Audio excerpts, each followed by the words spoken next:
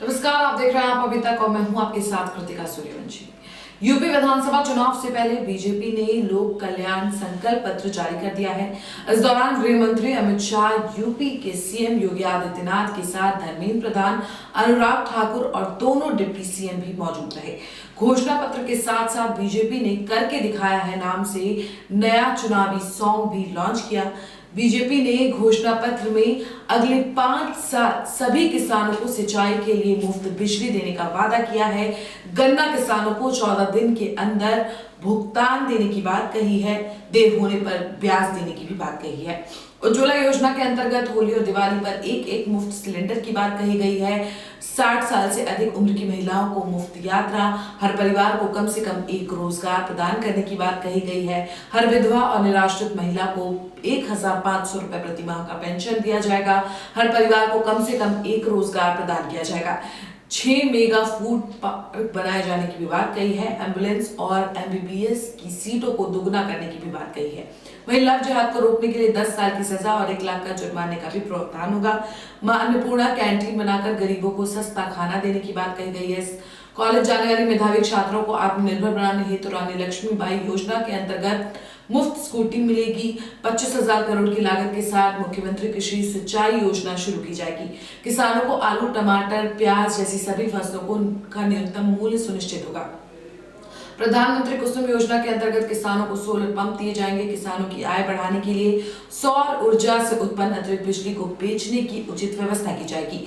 4000 नए फसल विशिष्ट एफपीओ स्थापित करके प्रत्येक एफपीओ को 18 लाख तक की वित्तीय सहायता प्रदान की जाएगी। मिशन प्राकृतिक खेती के अंतर्गत अगले 5 वर्षों में प्रत्येक गांव में प्राकृतिक खेती को बढ़ावा दिया जाएगा। निषाद राज बोर्ड सब्सिडी योजना शुरू की जाएगी, जिसके अंतर्गत मछुआरों को 1 लाख तक की नाव 40% सब्सिडी पर उपलब्ध होगी। मछली बीज उत्पादन यूनिट स्थापित करने के लिए 25% तक की सब्सिडी प्रदान की जाएगी और 6 अल्ट्रा मॉडल मत्स्य मंडी स्थापित की जाएंगे। घोषणा पत्र जारी करने के बाद सीएम योगी आदित्यनाथ ने कहा कि बीजेपी अगले 5 साल में लोगों के जीवन में परिवर्तन को लेकर संकल्प पत्र जारी कर रही है। 5 साल पहले भी बीजेपी ने संकल्प पत्र इसी सभा कक्ष में रखा था। पीएम मोदी के नेतृत्व में जो कहा था करके दिखाया, जो कहेंगे करके दिखाएंगे। सीएम योगी ने आगे कहा कि यूपी में आज कानून का राज है, हर बेटी सुरक्षित है। साल 2017 से पहले 700 दंगे हुए थे। यूपी में आज कर्फ्यू नहीं, कावड़ यात्राएं निकलती हैं, पर्व और त्योहार उल्लास के साथ होते हैं। आज बेटी स्कूल जाती है। 86 लाख किसानों का 36,000 करोड़ का ऋण माफ हुआ। 22 लाख हेक्टेयर सिंचाई की क्षमता बढ़ी।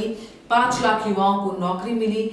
1.59 करोड़ का गन्ना किसानों का भुगतान हुआ। 60 लाख उद्यमियों को लोन उपलब्ध कराया गया। यूपी की बेरोजगारी दर 18 से मात्र 3% बची है। समाजवादी पार्टी ने भी मंगलवार को यूपी चुनाव के लिए घोषणा पत्र जारी करते हुए महिलाओं को सरकारी नौकरी में 33% आरक्षण देने के साथ ही 12वीं पास विद्यार्थियों को लैपटॉप देने का वादा किया है। उन्होंने सरकारी कर्मचारियों को पुरानी पेंशन देने की घोषणा की है। देखिए सपा के घोषणा पत्र में किसके लिए क्या है। के अंतर्गत सभी वर्गों सामान्य, ईडब्ल्यूएस, एससी एवं एसटी की महिलाओं को शामिल होंगी। वुमेन पावर लाइन 1090 को दोबारा मजबूत किया जाएगा। 1090 के अंतर्गत ईमेल, व्हाट्सएप के जरिए एफआईआर की व्यवस्था की जाएगी। 1090 ऐप में क्राइम ट्रैकिंग, रेजोल्यूशन एवं इन्वेस्टिगेशन की व्यवस्था की जाएगी। लड़कियों की शिक्षा को केजी से लेकर के पीजी तक मुफ्त किया जाएगा। कन्या विद्याधन योजना को दोबारा शुरू किया जाएगा। इसके अंतर्गत 12वीं पास करने के उपरांत लड़कियों को 36,000 की एक मुश्त राशि दी जाएगी।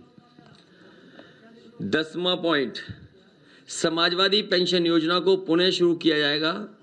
इसके अंतर्गत वृद्धों, जरूरतमंद महिलाओं एवं बीपीएल परिवारों को प्रति वर्ष 18,000 रुपये पेंशन दिया जाएगा। इस योजना का लाभ 1 करोड़ गरीब परिवारों तक पहुंचेगा। 11वां पॉइंट, समाजवादी कैंटीन एवं किराना स्टोर स्थापित किए जाएंगे, जहां गरीब, श्रमिकों, राजगिरों, बेघरों को सब्सिडी दर पर राशन एवं अन्य जरूरी वस्तुएं मिल सकेंगी। इन कैंटीनों में 10 रुपए में समाजवादी थाली की व्यवस्था की जाएगी। इस योजना का लक्ष्य राज्य से भूख की समस्या को मिटाना है।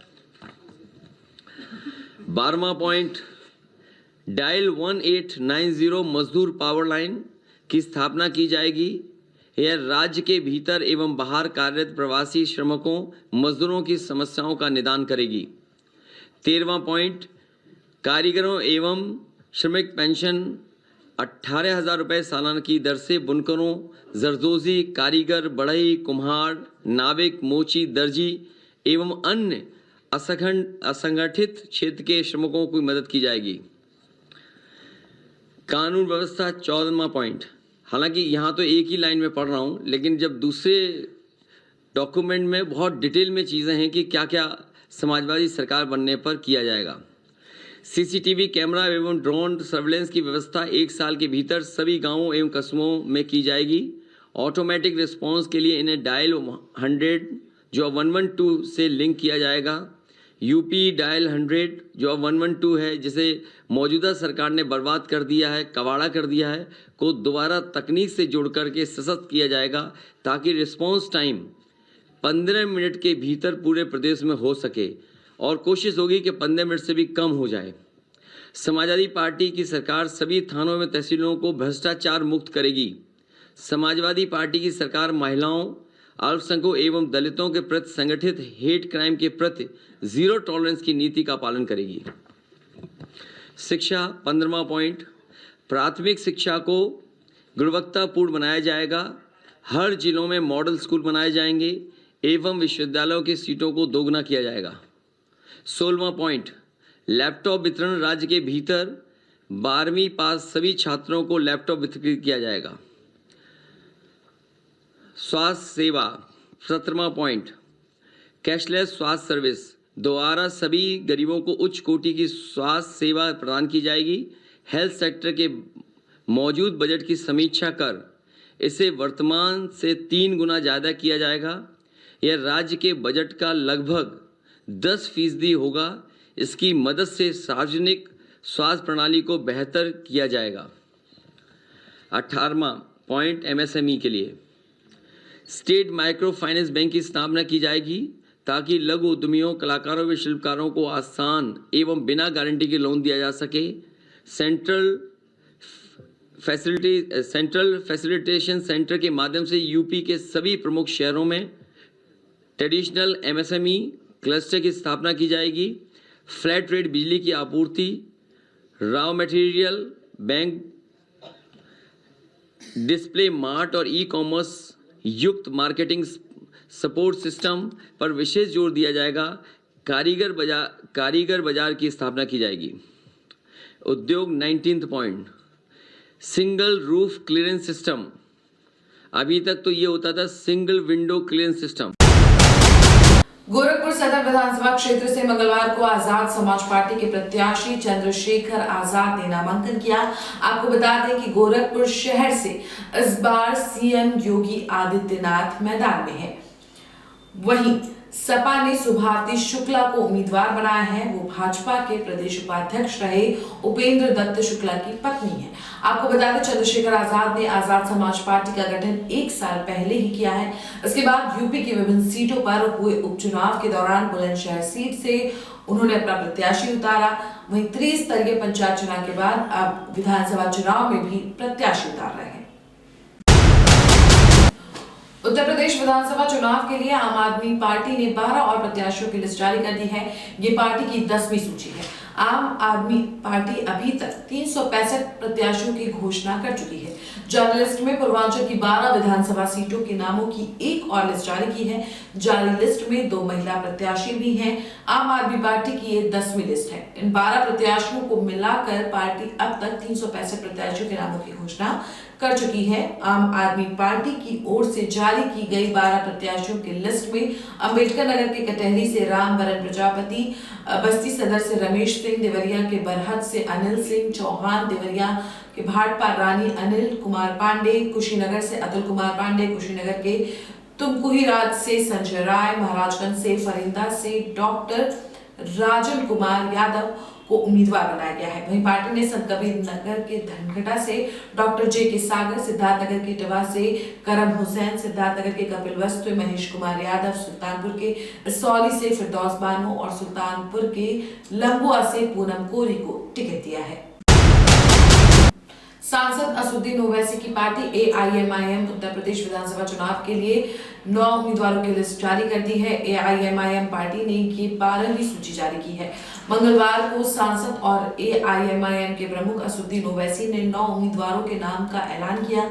एआईएमआईएम पार्टी की इस लिस्ट में रशीद जमील बहराइच की प्रयागपुर सीट से, रईस रहमानी इसी जिले की कैसरगंज सीट से, मोहम्मद बिलाल अंसारी को प्रत्याशी घोषित किया है। इसी क्रम में सुल्तानपुर की इसौली सीट से मोहम्मद मजहर हुसैन, कादीपुर से पुष्पांजलि, आजमगढ़ सीट से कमर कमाल, आजमगढ़ की दीदारगंज सीट से मोहम्मद जावेद, गाजीपुर सीट से डॉक्टर आदिल और कौशाम्बी की सिरातू सीट से शेर मोहम्मद को टिकट दिया है। यूपी विधानसभा चुनाव के लिए सांसद असदुद्दीन ओवैसी की पार्टी एआईएमआईएम अब तक 88 उम्मीदवारों के नाम का ऐलान कर चुकी है। उत्तर प्रदेश विधानसभा चुनाव से पहले समाजवादी पार्टी के अध्यक्ष अखिलेश यादव के चाचा और पीएसपी अध्यक्ष शिवपाल सिंह यादव का दर्द छलका है। इटावा के जसवंत नगर विधानसभा से एसपी पीएसपी गठबंधन के तहत चुनाव लड़ रहे शिवपाल सिंह की पार्टी को महज एक सीट पर ही संतोष करना पड़ा है, जबकि शिवपाल यादव अपने बेटे अंकुर यादव के साथ ही 100 सीटों की मांग कर रहे थे। वहीं शिवपाल ने समर्थकों से कहा है कि हमने बीजेपी को हटाने के लिए अपनी पार्टी का बलिदान दिया है और अब आपको मुझे सबसे बड़ी जीत दिलाकर इसका बदला लेना है। मीडिया रिपोर्ट के मुताबिक शिवपाल सिंह ने कहा कि अब ये देखने वाली बात है कि कौन बड़ी जीतता है। उन्होंने कहा कि वो जसवंत नगर सीट से या फिर अखिलेश यादव करहल सीट से ज्यादा मतों से जीतते हैं। वहीं शिवपाल सिंह यादव ने कहा कि पीएसपी के प्रदेश उपाध्यक्ष रघुराज शाह के बीजेपी में शामिल हो गए हैं क्योंकि उन्हें टिकट नहीं मिला था और वो नाराज चल रहे थे। दरअसल शिवपाल सिंह यादव अपने बेटे अंकुर यादव समेत कई समर्थकों के लिए टिकट मांग रहे थे, लेकिन उनके कोटे में महज जसवंत नगर विधानसभा की सीट आई है। शिवपाल सिंह की विधानसभा जसवंत नगर में हुई बैठक के दौरान सीटें न मिलने का दर्द समर्थकों के सामने छलका। शिवपाल ने कहा कि मैंने पार्टी का बलिदान दिया और हम राज्य में अपने रथ के साथ निकले और पूरे राज्य में उनका स्वागत किया गया। राज्य में सभी लोग कहते हैं कि एकजुट हो जाओ और हमने बीजेपी को हटाने के लिए बलिदान दिया। शिवपाल सिंह ने कहा कि 1 साल पहले हमने 100 उम्मीदवारों की घोषणा की थी और इसके बाद 65 प्रत्याशियों की एक सूची बनाई गई थी। गौरतलब है कि 2017 के विधानसभा चुनाव से पहले शिवपाल सिंह यादव को पार्टी से बाहर कर दिया गया था और उन्होंने प्रगतिशील समाजवादी पार्टी का गठन किया था।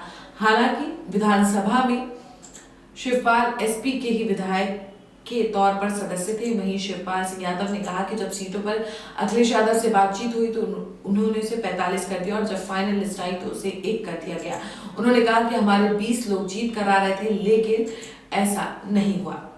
वैसे आप इस बुलेटिन में इतना ही। देश और दुनिया की तमाम बड़ी खबरों के लिए देखते रहिए आप अभी।